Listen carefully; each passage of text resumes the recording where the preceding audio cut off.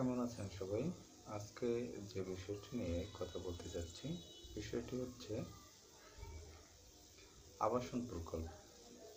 তো দেখা যায় ঢাকার মধ্যে বিভিন্ন স্থানে বহুতল বিশিষ্ট যে আবাসন প্রকল্পগুলো গড়ে উঠছে, সেখানে কিন্তু যে পর্যাপ্ত খেলাধুলার ব্যবস্থা নেই, এটি পরিলক্ষিত হয়।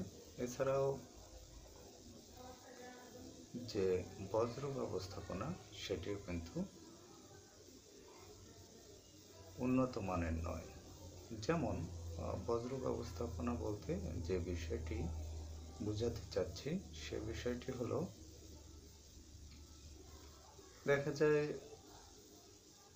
আবাসিক স্থাপনাগুলোর পাইপের মধ্য দিয়ে যে ময়লাগুলো ড্রেনে চলে আসে, সেক্ষেত্রে এই ময়লাগুলো কিন্তু পরবর্তীতে ড্রেনের মধ্যে থেকে নদীতে গিয়ে নদীর পানি দূষিত করে।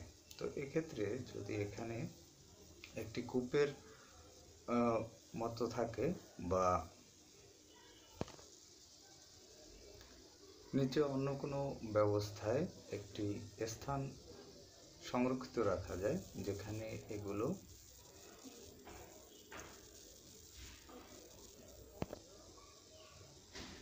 তলানি হিসাবে জমে তারপর যে পানি থাকে, সে অবশিষ্ট পানিটি ড্রেনের মাধ্যমে থেকে চলে যাবে। তো এক্ষেত্রে দেখা যাবে যে ময়লাগুলো সেগুলো তলানি হিসাবে জমে থাকবে সেই সংরক্ষিত স্থানে, এবং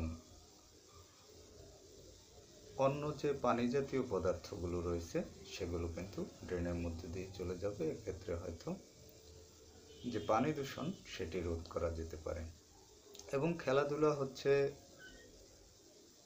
খুবই প্রয়োজনীয় একটি বিষয় শরীরচর্চার জন্য।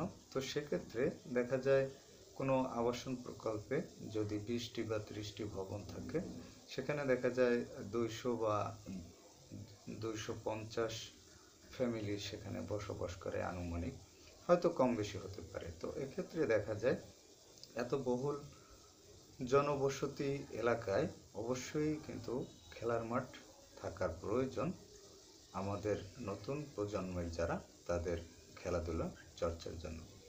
এছাড়াও হয়তো আরও বিভিন্ন ধরনের অত্যাধুনিক যে যুগ উপযোগী উদ্যোগগুলো রয়েছে, সেগুলো কিন্তু এসব আবাসন প্রকল্পগুলোতে গ্রহণ করা হয় না। যেমন অগ্নি নির্বাপনের যে বিশেষ ব্যবস্থাপনা, সেটি থাকা, তারপরে এছাড়াও এরকম হয়তো আরও অনেক বিষয় রয়েছে। তো যাই হোক, বর্তমানে যে আবাসন প্রকল্পগুলো গড়ে উঠেছে, সেগুলো হয়তো প্রক্রিয়াধীনের আওতায় আনা যেতে পারে।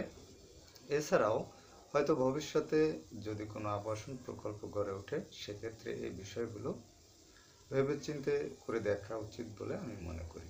তো যাই হোক, আপনাদের যদি কোনো মতামত থাকে তাহলে আপনারা জানাতে পারেন। ভালো থাকবেন।